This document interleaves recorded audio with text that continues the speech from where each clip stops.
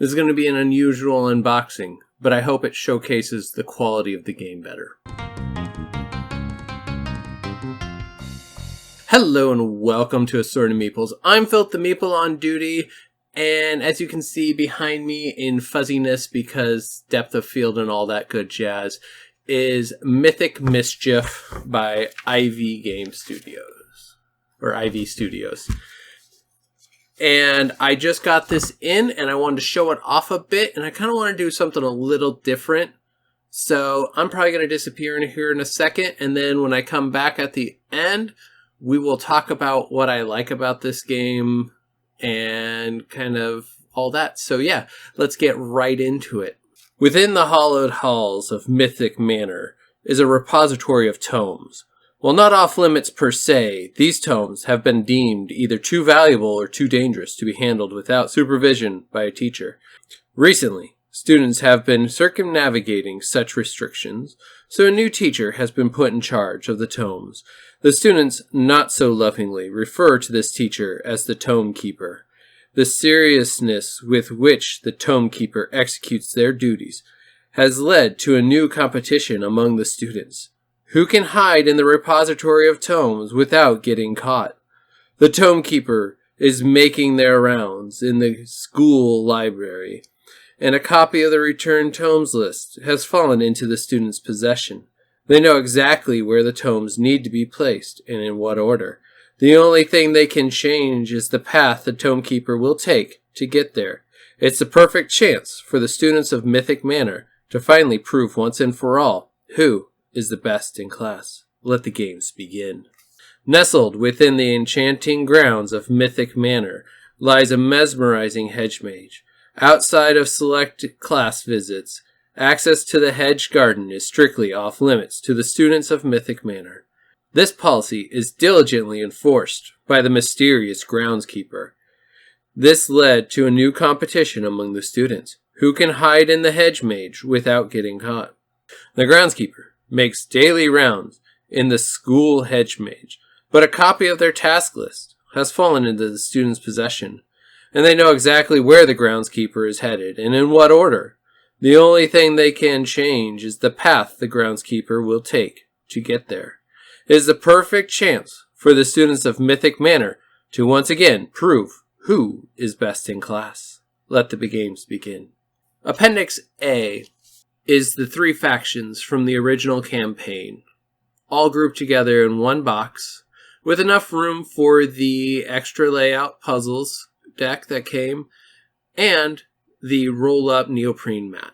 If you don't know what Mythic Mischief is, it is a 2-player or more battle game, abstract strategy, back and forth of trying to get others in trouble while avoiding getting in trouble yourself. You are collecting tomes to level up your abilities, and you are also using said abilities to move bookshelves as well as other players into line of either the Tome Keeper, Groundskeeper, or the Headmaster. If you get somebody caught, this gets you a point. If you get caught, you lose a point. I really adore what this game is doing after a play with Heather. It was fun and interesting, and that was just 2 factions. Now we need to move into trying all the other factions, and I'm assuming some factions are better than others. The artwork in this game, as you've seen from the pictures so far, and I'll flash some more up here, is absolutely fantastic.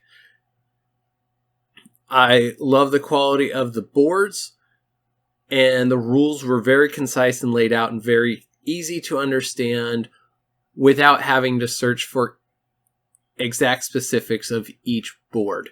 I like that. They do a great job of introducing each faction and setting up who they are and what they do. Fabulous job on all of that. With this, I backed everything in this campaign. So Mythic Mischief, Volume 1, Volume 2, and the appendix. And I got the yearbook, or class book, student handbook, I guess is what it is. This has all the factions and a couple of challenges for each faction as well. This is extremely well laid out, and there's actually a solution to every problem. And the binding is gold. Like, they did a fabulous job on this. Now, one problem that did arise is they found that they have, the ghosts in particular, had a really hard time winning. And instead of leaving them weak with their app, they found what would make them better, play tested it a bunch, and made it new. If you got this with, like I did with the Appendix, then you already have the new rule updated board. If not, these new boards are going to be produced, and they're going to sell them basically at cost to them, which I totally get. Now, the one that went above and beyond for me is they've also found that in the Appendix A, there was a missing pieces for the 3 different factions. For whatever reason, they did not get put in the boxes like they should, so they're all missing a piece. Their solution to this astounds me in that they chose to send everybody who bought them like that an expansion box that they had on hand and said, take the piece you need. I don't know what to do with these now. They're missing a piece, but otherwise all 3 factions are whole, and I don't know what to do with them, because otherwise they're good working order, and I feel really bad. They did not ask for shipping. They did not ask for money to send them or like purchase them yourself. They said this is a bad from the manufacturer. I really hope they're getting the shipping and the cost for these from the manufacturer for their error. Otherwise, that is a huge out-of-pocket dip for them. So that was an impressive thing from them, at least in my opinion, of handling a situation extremely well. Now, how do I like this game? I've got one play of it. We tried on the app. The app didn't necessarily work for us very well. I love what this game is doing. It took us about till the first, and we've played one game, it took till the after lunch section for me to really figure out what you're trying to do and how you do it. I was really shocked with how fast the Tomekeeper runs through the library, putting their tasks away.